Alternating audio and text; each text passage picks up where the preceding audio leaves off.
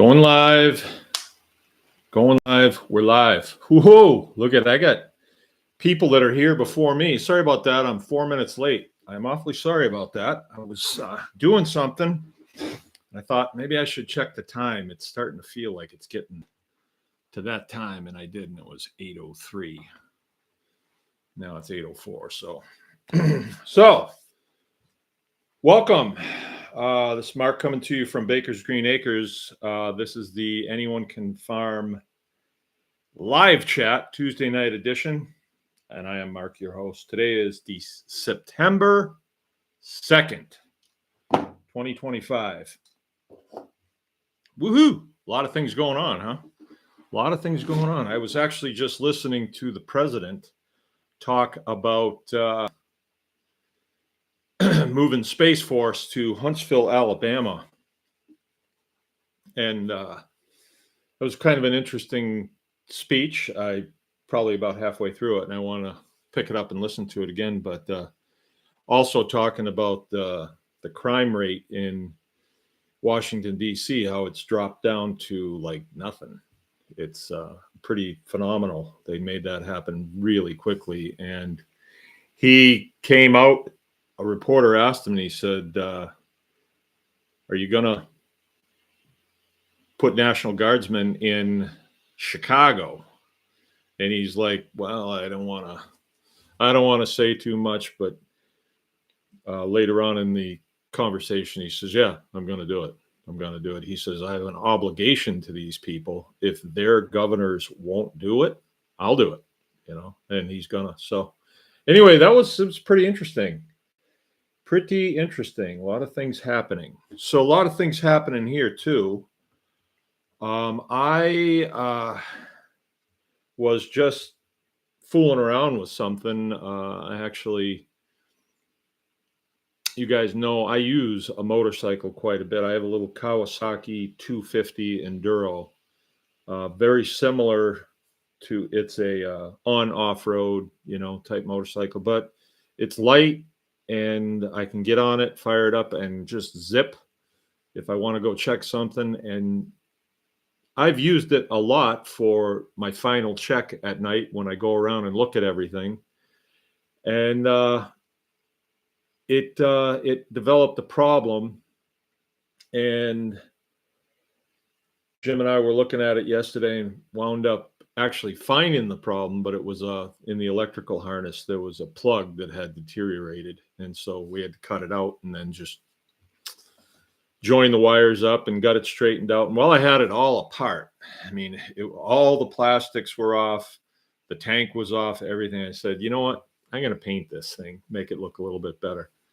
So in a weak moment yesterday, I drove in, it was the holiday. I drove into Cadillac. I just needed a kind of a break and looked through all the nice color paints, Rust-Oleum, and I couldn't find what I was looking for. I am just really, I like olive drab, and I thought I'm just going to get some olive drab and paint it. But I couldn't find any, but I did find some other color green that's a little darker than olive drab, and I wasn't sure looking at it in the store, but I got it anyway. It was $7.95, and got it home, and I painted the tank, and I kind of like it. So that's what I did this evening. Just before I came on, I was fooling around with that, listening to the president. What I want to talk about tonight, let's see, do we need to talk about anything else first? I had two subjects, but one of them was kind of heavy, kind of a heavy subject. And I wasn't ready to do that. I did not want to do that tonight. I wanted to keep it light because things here have been going really good.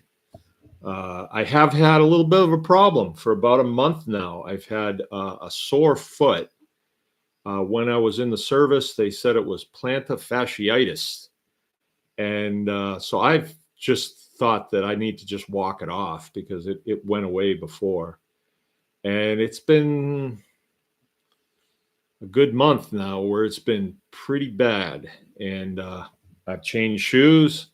I've put inserts in and all kinds of stuff. And today was the day I did a heavy metal detox. My daughter-in-law said that's what she thinks it is. But today, Jill made me an appointment at the chiropractor, and I'm going to go there Thursday to get it looked at. But I had to stop work today at about 3 and just get off my feet. And Jill got me a set of inserts for my boots, some totally different ones, and kind of an off-brand. And I put them in. What the heck, can't hurt. And I actually got some relief from that. So I hope that we're going to a better place. I know it's just temporary, but it does make you think, when you have mobility issues, like when you have to walk to the house to get something and you think, I don't know. Anyway, I'll just do without it. You starts to think when you're 100 years old and it's no longer as easy as it used to be. So it makes you think and really appreciate the mobility that you have, the healthy body that you have. And I think it makes me want to preserve it as long as I possibly can, as long as I can. So I'm doing my cold plunges in the morning, eating primarily, I would say keto at this point, and staying away from bad stuff that I know that I like to eat, but I know it doesn't do me any good because I feel bad the next day. So it makes a lot of sense to take care of it as long as you can, especially if you like what you're doing. And I am in a place right now where I always wasn't. I grew up being told that, you just have to just buckle down. My dad used to use that word all the time. Just buckle down, get it done. Well, I don't like to. Well, it doesn't matter. You have to do it. And so that's how things always were. And I would be working for, say, I worked for a fuel company for a while when I was in tech school, and I had to put gas on airplanes. That's what I did. I drove a big truck, pull up alongside of an airplane, pull a big hose out, hook it up, either pump JP into it, jet fuel, or over the wing fueling, they call it. I'd be putting gasoline in. A lot of gasoline was passed. And, I was getting paid an hourly wage, and I needed it because I had rent to pay. And, I had to feed myself and all that stuff while I was going through school. So I needed to do it.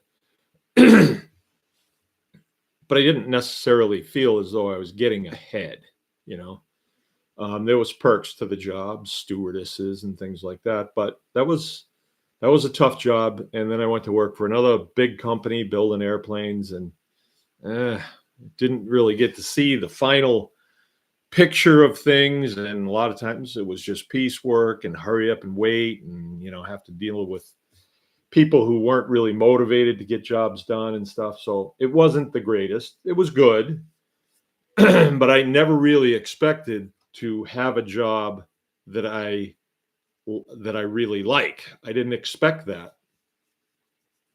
And now I'm in that position, and, things didn't go well on this farm for quite a few years. It was kind of up in the air whether this was going to be our final destination because the other jobs that I had, and then being in the service too, when you're in the service, like there's a way that we do things. And a lot of people have worked there before me that have figured out a good way to do things, and they don't want to hear your good ideas. They just want you to just do it the way we do it.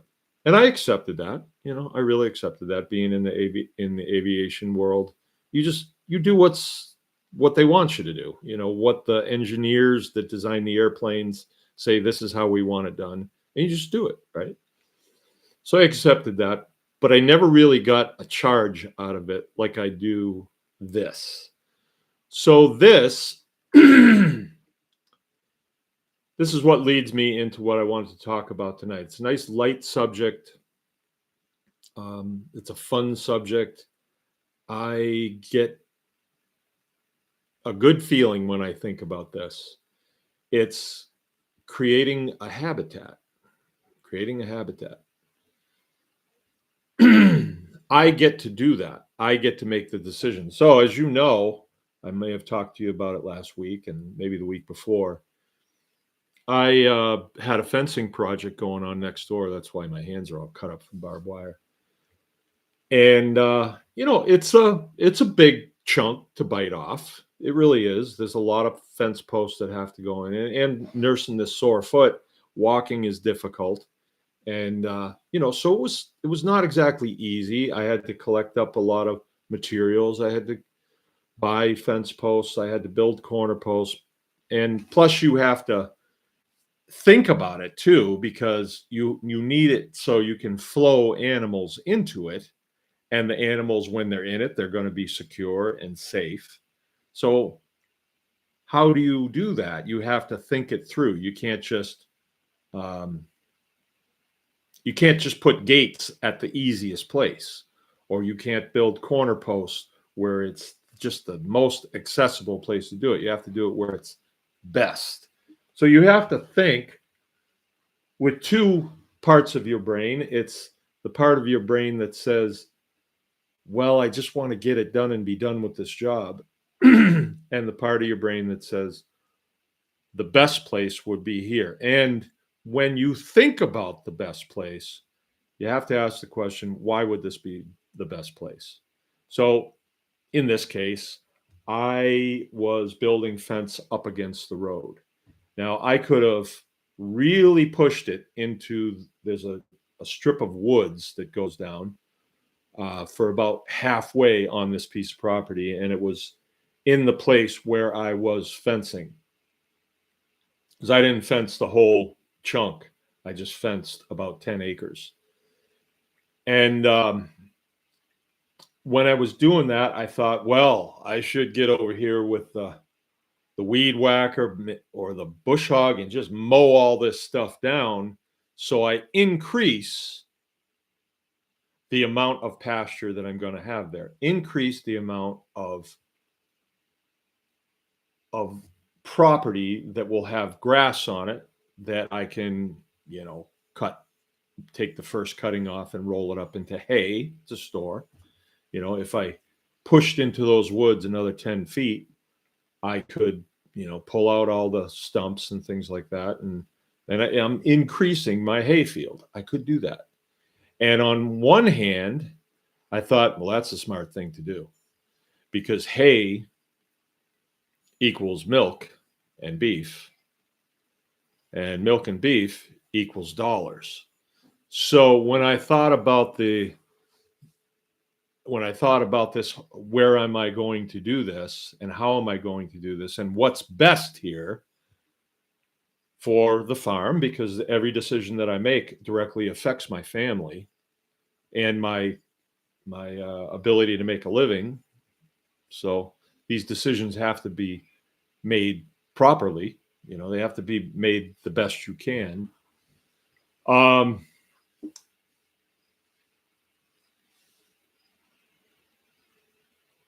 The other way to look at that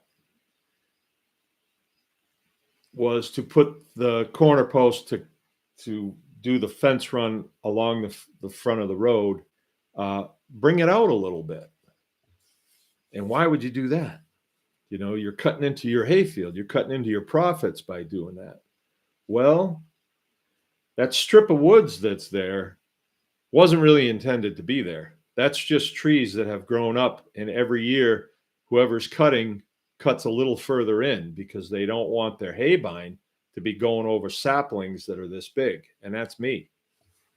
And so eventually you get more woods. So there's about a 15-foot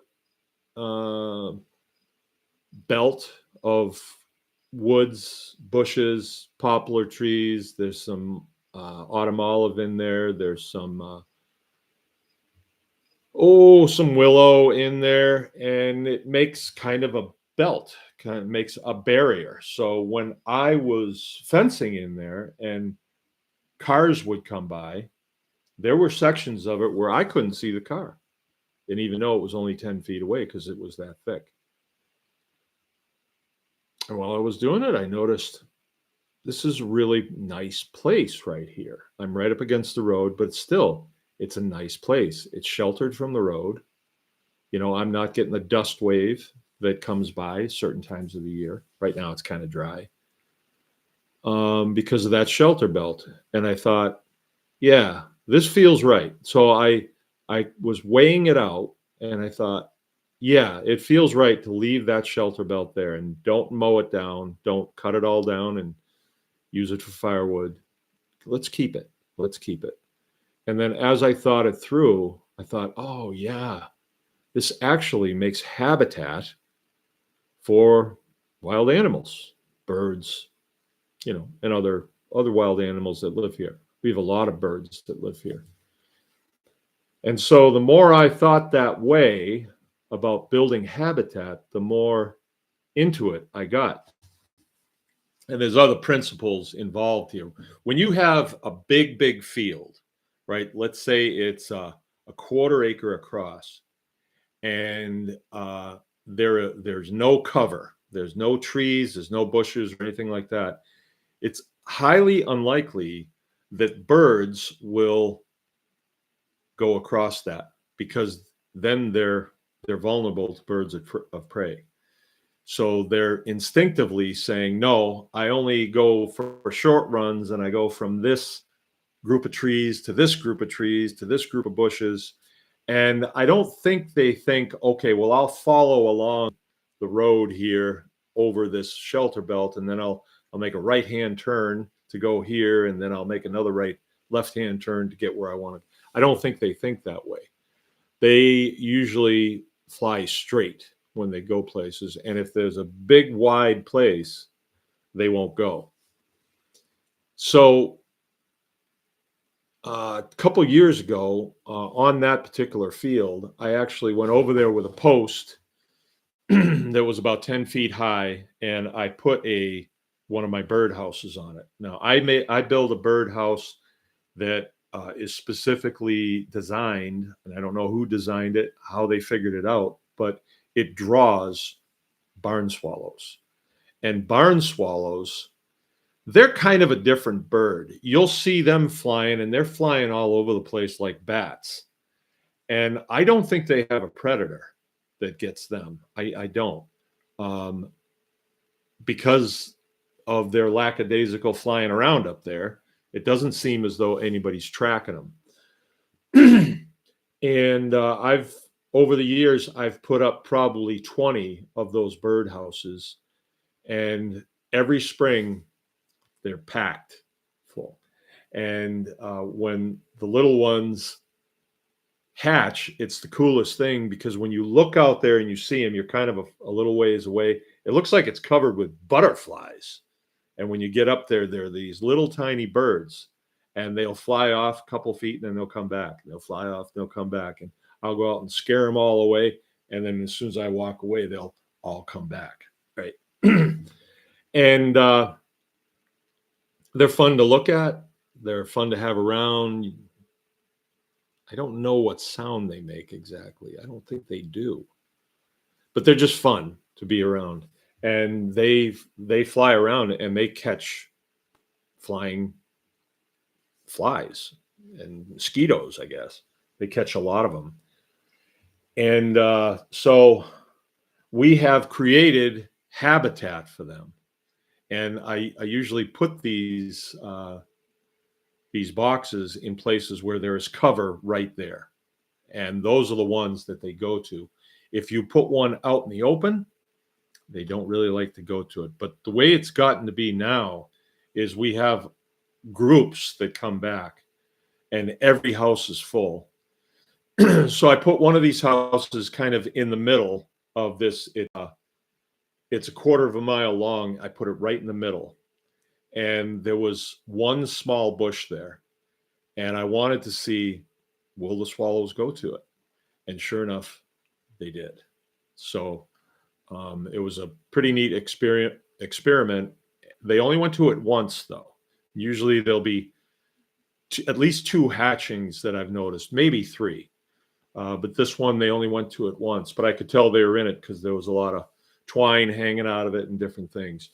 Maybe it wasn't swallows, but I don't really know. I don't really know because I didn't monitor that closely. And by the time I got to it, I couldn't really tell who was in there. I know some bird was in there.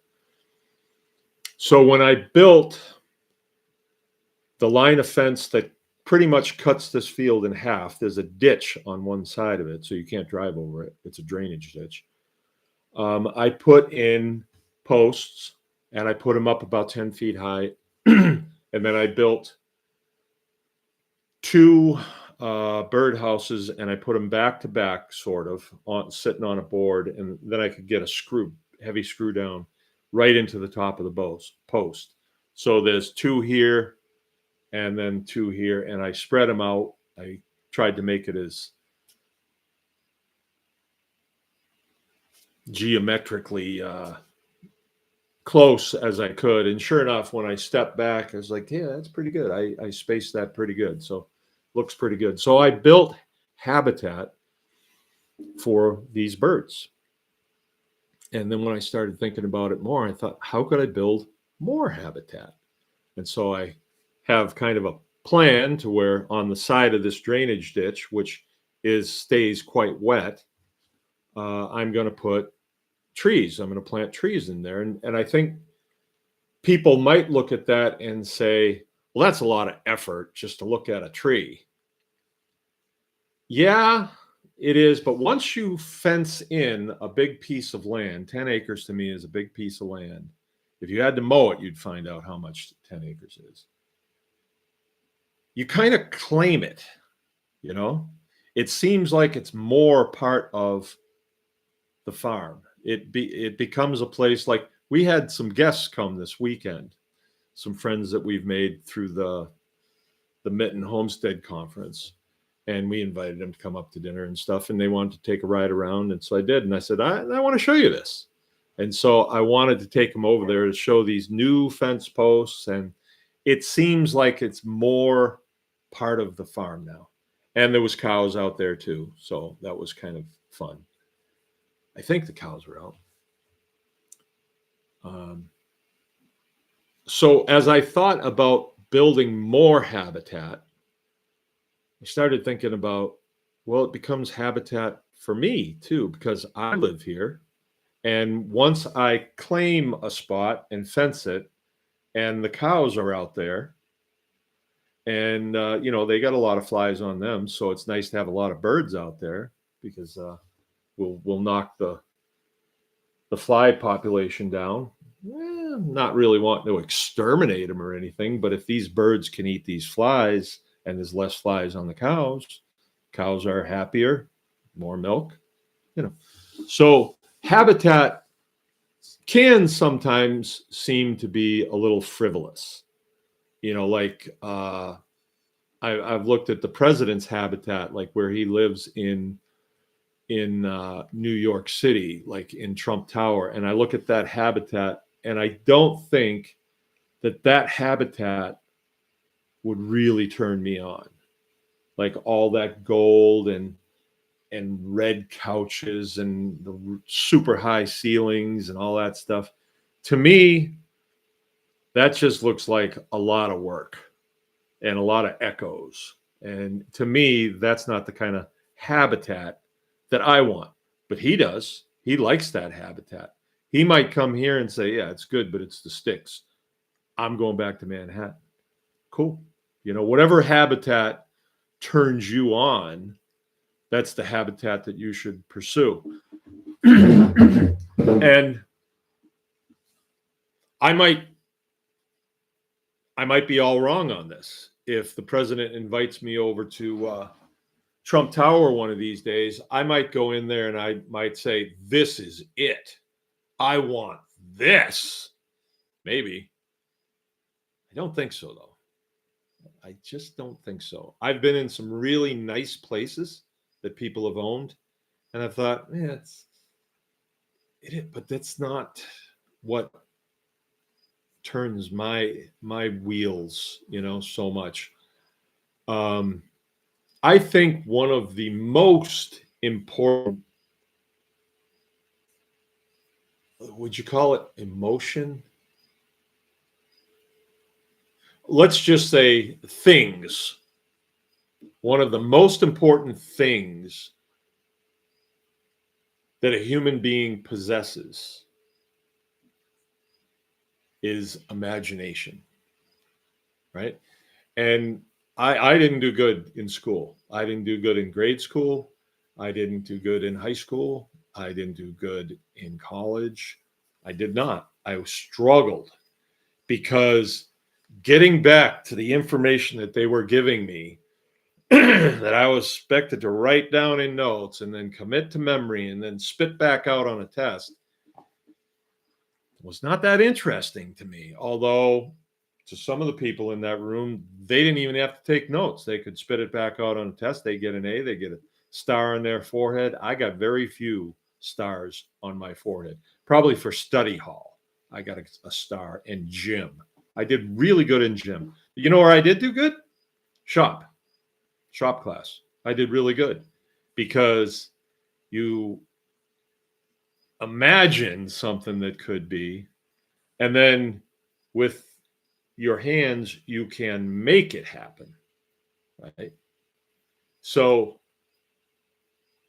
but I looking back on school, high school, I went to parochial school, I went to Catholic high school. They weren't interested in your imagination. There was nothing like, there was no, I don't remember creative writing there.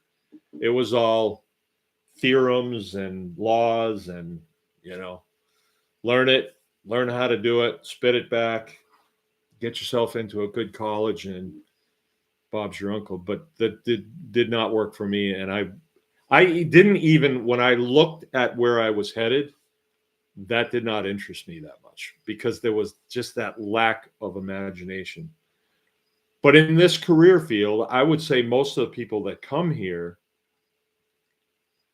they see things like I refer to a calendar a lot. You see a calendar, like a living happily ever after on the farm calendar. And oh, next month is even happier. Oh, and then it comes into the winter season and they show you, the snow coming down and you've just chopped down a tree and you're going to bring it in the house and hot cocoa and all that stuff. So people see that and it sparks their imagination. There is definitely part of me that looks at that calendar and says, yeah, right. Why don't you have a picture of a flat tire sitting out there and you got 10 inches of snow on the ground and you got a plow that won't start or something? Why not that? Or, you know what I'm saying about winter, how it can be. Or, so there is that part of me that thinks with my head and not my heart. But then there is that heart part of me that looks at that and says, oh, yeah, that is nice. I really like that. Hey, what if we can make that reality? What if that could be reality? The reality of my habitat, the place that I live. Could it be? Sure it could. Sure it could. Sure it could. Like, anytime that you do something, and you guys know I like to mow. I like to mow the lawn. I like to get on my 0-turn lawnmower and just fire it up and go. And all of a sudden, hey, I think I'm going to mow that over there. I never mowed that before. I'm going to mow that now. I'll step back from that. It's going to look pretty good once that's mowed. It makes a little alleyway that you could go. You could walk behind there. You could, I don't know, you could hold hands with your wife walking out there, and talk about fun things. Could be imagination. It's like that with plowing snow too. I really like plowing snow because you get a blank slate covered and you get to make roads in it, that you can travel and you can tweak them, make them a little bit better, a little bit wider. Like a fly swatter in here right now. I imagine all flies being dead. Flies are bad right now, being dry. That's the head part of me. What dandy little animals they are. You should turn them into feed, make a better fly trap that catches all flies. Even my neighbor's flies come over here and I catch them, and I can compost them maybe. So when it comes time to building your habitat, I think there's a huge gain for me anyway. There's a huge gain in it for me when I have an idea and then I make it happen, and then I come out of the house and I say, yeah, I like the way that looks. I like that. Because then I get a boost of, I suppose if I robbed banks for a living and then I saw a really big bank, I'd say, yeah, I got to have that bank. But I don't rob banks for a living. I farm for a living. I don't, there's a lot of things that I don't do for a living, but this is what I do for a living. And I actually like doing this. I really like doing this. Produced, I don't know, we got 14 gallons of milk this morning, and we processed 125 chickens today, and did some pretty good fence repair today. Some pretty good stuff that I've been wanting to get to for a while. I spent a lot of time off my feet too because I just had to. But then towards the end of the day, I got back on, and I'm feeling pretty good now. I think these inserts are going to do me a lot of good. Jill maybe prayed on them too. Could have been. So I guess what I'm saying here is look at the things that maybe don't make head sense, but they do make heart sense, and give them a little bit of credibility. Do you need to paint your hen house? Not really. But if it looks good, it'll make you feel good. And when you feel good, then you think positive things. And when you're positive, that's when your imagination turns on, really. And I think what you have to do too is you have to, me anyway, I have to manage my imagination. I really do. I have to manage it because here's an example. Last night, we all came in, and I think it was about 9:00. It was a holiday, right? So everybody was kind of doing their things here and there. We all came in. Jill had something for us to eat, and we sat down, and we were going to watch something on TV. It's a great family activity. Great family activity. If you don't want to eat in the living room, get one of those little carts that you put your TV on, pull it in the kitchen. And that way you can all watch TV together while you're eating. Great family activity. So we're going to watch something. And all of a sudden the TV goes to a screen that nobody's ever seen. You're going through the same procedure to turn that thing on. The remote control has 50 buttons on it, right? I only know on and off and up and down, and that's all I want to know. I don't want to know anything else. I don't need to know anything else. I don't want to record anything. None of that stuff. I just want it to come on to the channel, right? But no, it went to some totally different screen, and everybody's like, did you do something? Did you do something? I didn't do anything. No, it was like that. And so we had to give it to the youngest kid, and he navigated it, had to put in secret words and all this other stuff, and then stand on your side to do it. And it's crazy. And I said, my imagination's going as I'm sitting there thinking, we're not going to get to watch anything tonight because this technology is crazy. It's not made for humans. It's made for something else. And I said, you know what, you guys? If someday I wound up some old guy living alone, I wouldn't have TV. You know why? Because if I was alone, I wouldn't want to call you guys up to come help me figure it out 10 o'clock at night. I wouldn't. And so the next night, and I would get over it. I just wouldn't have a TV. Same thing with a phone, because the phone does that stuff too.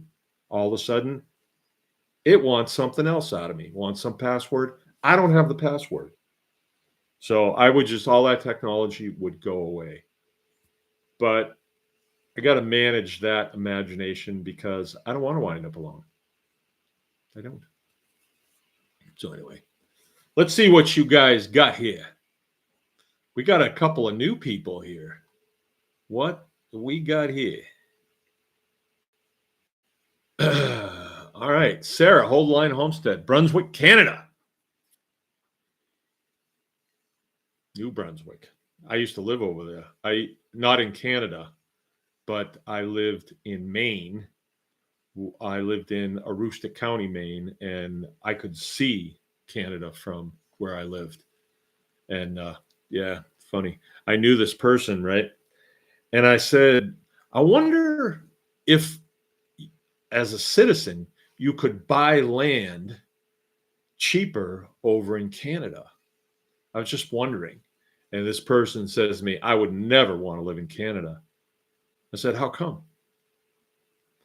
And she said, it's colder over there. So what do you mean? Colder over there than here? And she says, all the time, yeah, on the news, it'll be 32 degrees over here and it's 0 over there. Yeah. Keith S., Kalkaska, Michigan. Keith S., it was a beautiful day for working outside. It sure was. It's cooling off a little bit, but it still hit 80 today. And we have had nothing to speak of. It's been a dry summer for us. Oh, by the way, I am feeding hay. Yeah, I'm feeding hay already. That's how dry it's been. And I don't know if we got a month worth of rain or a week or, off and on 10 days. I don't know if it's going to make a difference.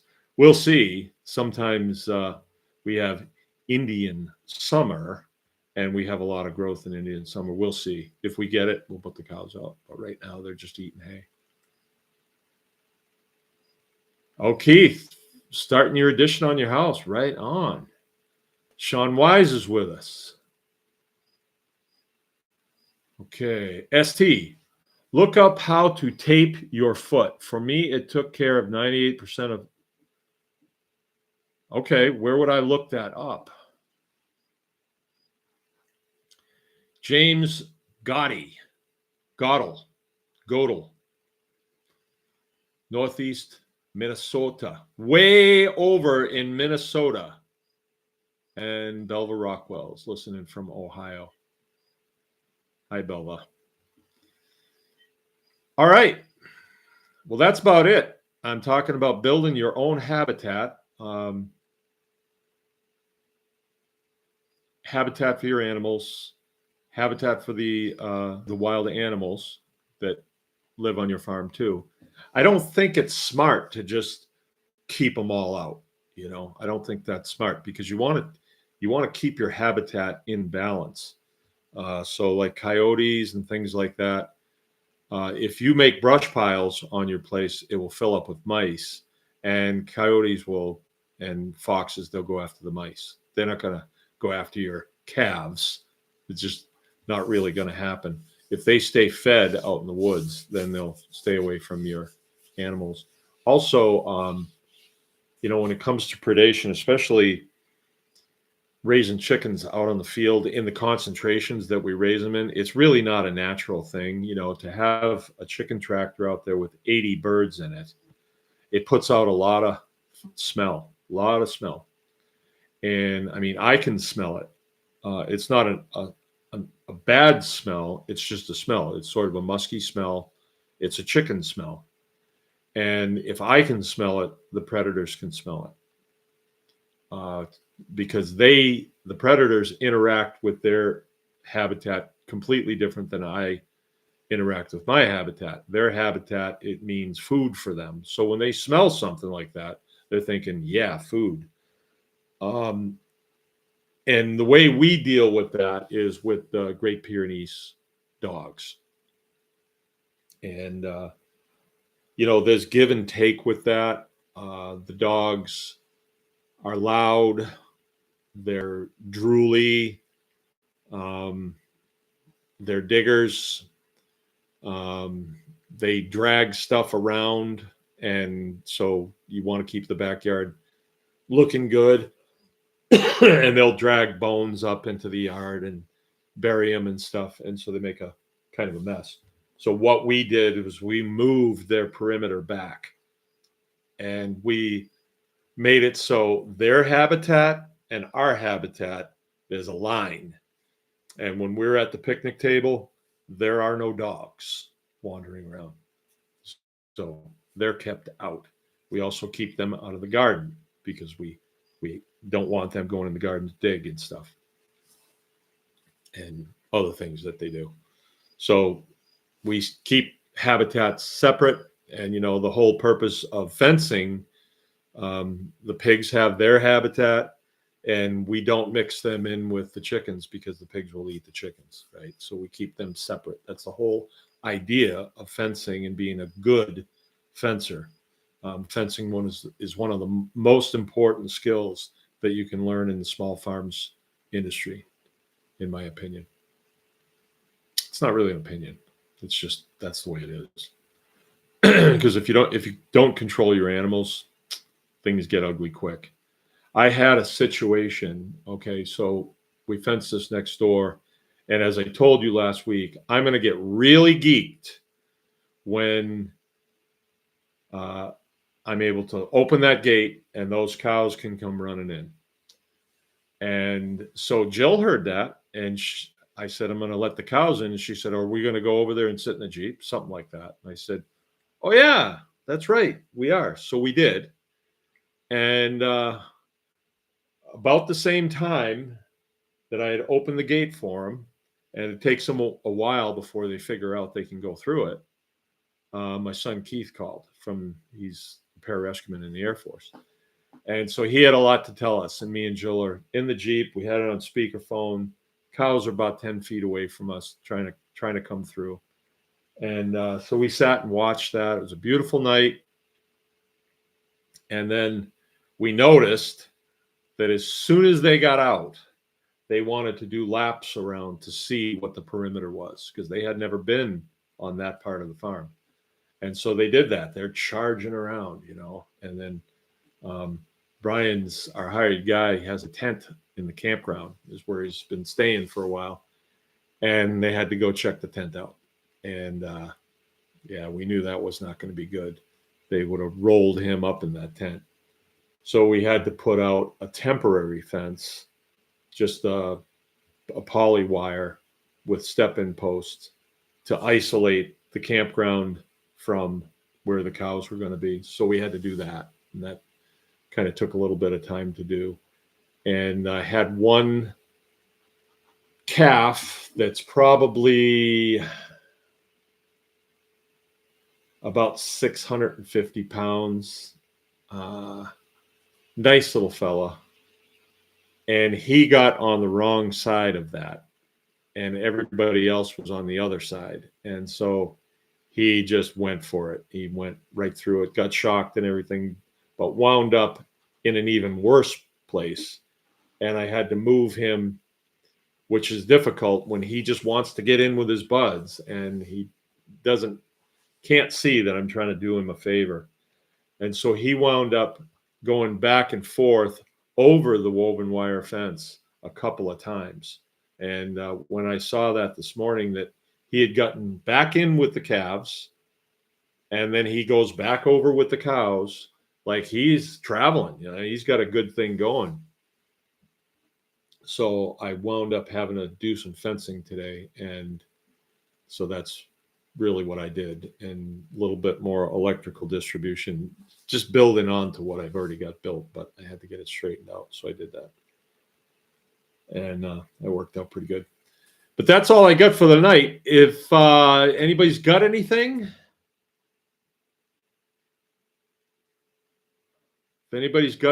Michael Dupree, just saying, hey, I'm Michael Dupree.